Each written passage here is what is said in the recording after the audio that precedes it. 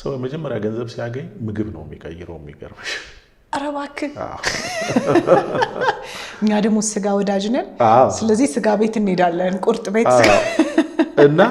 በጣም ኢንትረስቲንግሊ እሱን ሳነብ መጽሐፍ ቅዱስ ላይ አንድ ያነበብኩት ቴክስት እዚህ የሚለኝ ለሰው ከሚበላውና ከሚጠጣው በድካሙ ደስ ከሚለው በቀር ትርፉ ምንድን ነው ይላል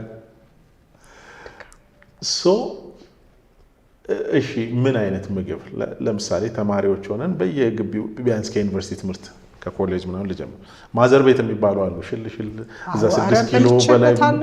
መነን አካባቢ አሴባር ኤግዛክትሊ እዛ እኮ በትንሽ ብር በጣም እንበላለን ልክ ግራጁዌት ታደርጊ አትሄጂም ሁለተኛ ቤት ትቀይሪያለሽ ቤት ይቀየራል ማዘር ቤት አይደለም የምትሄደው በቃ ወደ ታች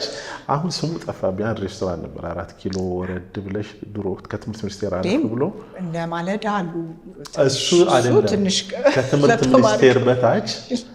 እንደዚህ ምግብ በጣም ይሸጥበት ነበር ኤኒዌይ ትቀይሪያለሽ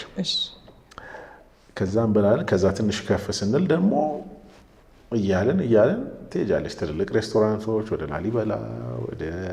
ሎምባርዲያ ወደ ምናምን ከዛ በጣም ከፍስቲ በጣም ስንጨምር ሂልተን ምናምን አልፎም ቢሆን ይገርማል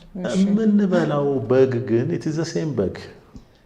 አሴባርም ያለው ሂልተንም ያለው እግዚአብሔር የፈጠረው በግ ነው ግን ክሪቲካሊ እንደዛ አስበነው ላናቅ እንችላለን so the same በግ ከሆነ is that really worth it ማንነቴን ትቼ ይሄን ብር ቼዝ ለማድረግ ወርዝ ያደርጋል ወይ ነው